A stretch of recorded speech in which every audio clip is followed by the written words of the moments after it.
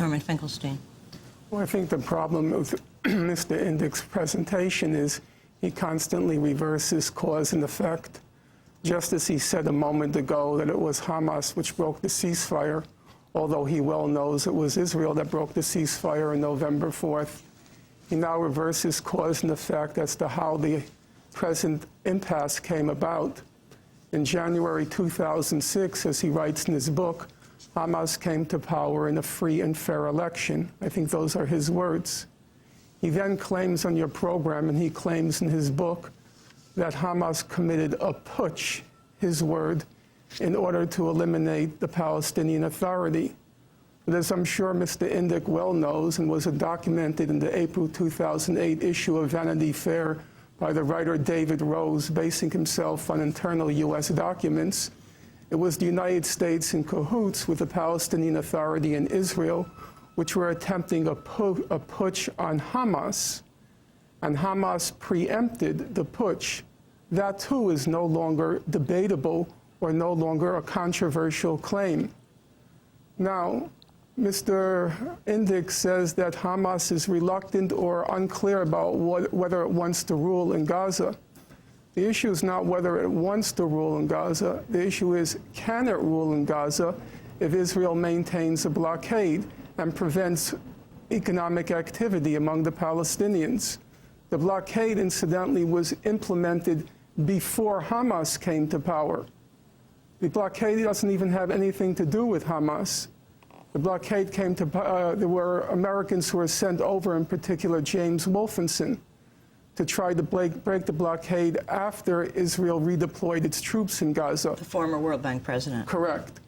The problem all along has been that Israel doesn't want Gaza to develop, and Israel doesn't want to resolve diplomatically the conflict. Mr. Indyk well knows that both the leadership in Cairo, the leadership in Damascus, and the leadership in the Gaza have repeatedly made statements they're willing to settle the conflict in the June 1967 border. The record is fairly clear. In fact, it's unambiguously clear. Every year, the United Nations General Assembly votes on a resolution entitled Peaceful Settlement of the Palestine Question. And every year, the vote is the same. It's the whole world on one side, Israel, the United States, and some South Sea atolls and Australia on the other side. The vote this past year was 164-7. Every year since 1989. In 1989, the vote was 151-3. The whole world on one side, the United States, Israel, and the island state of Dominica on the other side. We have the Arab League, all 22 members of the Arab League, favoring a two-state settlement on the June 1967 border. We have the Palestinian Authority favoring that two-state settlement on the June 1967 border. We now have Hamas favoring that two-state settlement on the June 1967 border. The one and only obstacle is Israel, backed by the United States. That's the problem. So, Ambassador Indyk, why doesn't Israel accept this ceasefire? Look, Amy, I was invited on to talk about my book and the Gaza situation. I was not invited on to a debate with Norman Finkelstein, and I'm not prepared to do that. So if you want to talk about the situation, I'm happy to do that. But I'm not here to be the representative of the government of Israel. You can easily invite somebody on to... No, of course not. No, we're asking your opinion. I don't see you as the representative of Israel. But let me get your... Why don't we focus on some other issues, like the American role in this, or something that can get us out of this ridiculous debate in which he's just a propaganda spokesman for Hamas, you know. Let me get your response to the current U.S. Secretary of State, Condoleezza Rice, what she said the other day at the UN about reaching a ceasefire agreement. Let me play a clip. Thousands of Israelis lived under the daily threat of rocket attack, and frankly, no country, none of our countries, would have been willing to tolerate such a circumstance. Moreover, the people of Gaza watched as insecurity and lawlessness increased, and as their living conditions grew more dire because of Hamas's actions, which began with the illegal coup against the Palestinian Authority in Gaza. A ceasefire that returns to those circumstances is unacceptable, and it will not last. We need urgently to conclude a ceasefire that can endure and that can bring real security. Ambassador Indyk, what is your response to the Secretary of State? You're the advisor to the incoming Secretary of State, Hillary Clinton. Do you think the Bush administration should now be, the Obama administration coming in should be, pushing for a ceasefire right now? Sorry, to make one more correction before I answer.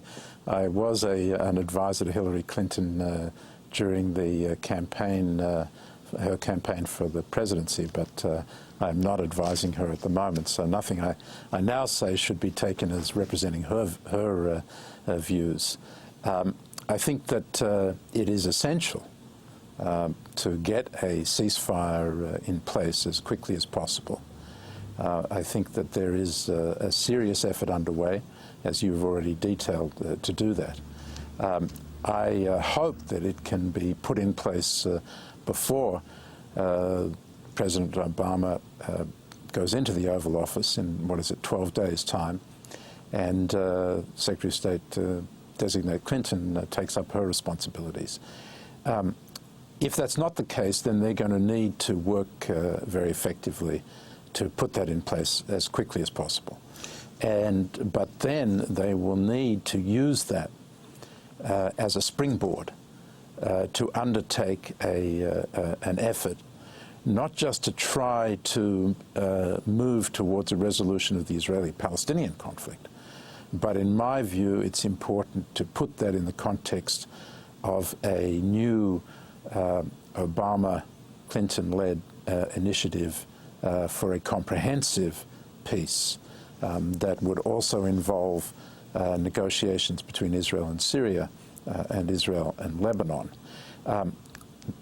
President-elect Obama has said during the campaign that it would be a priority of his from day one, which I think is very important. But that desire of his to pay attention to this problem from day one has now become a necessity because of this crisis in Gaza. A necessity essentially for two reasons. Number one, well, let's say three reasons. Number one is to end this conflict after so many years and so many dead on both sides. But number two, those in the Arab world who want to resolve the conflict with Israel have necessarily been seriously weakened by this conflict, this crisis in Gaza. There's a great deal of anger in the Arab street and in the Muslim world. Those who oppose settling this conflict peacefully, starting with Hamas, Hezbollah, the Iranian leadership, this block of rejectionists have now got the wind at their backs. And it's very important to show that moderation, compromise, reconciliation, and peace can prevail over the view that they are propagating, which is that violence, terrorism, and defiance can achieve a better deal for the Palestinians and the Arabs. We have to break for 60 seconds, and we're going to come back. We're talking to Ambassador Martin Indyk, former U.S. ambassador to Israel. He's currently at the Saban Center for Middle East Policy at the Brookings Institution. His new book is called Innocent Abroad, an intimate account of American peace diplomacy in the Middle East. Norman Finkelstein also with us. His latest piece is called Foiling Another Palestinian Peace Offensive Behind the Latest Bloodbath in Gaza. This is Democracy Now! We'll be back in a minute.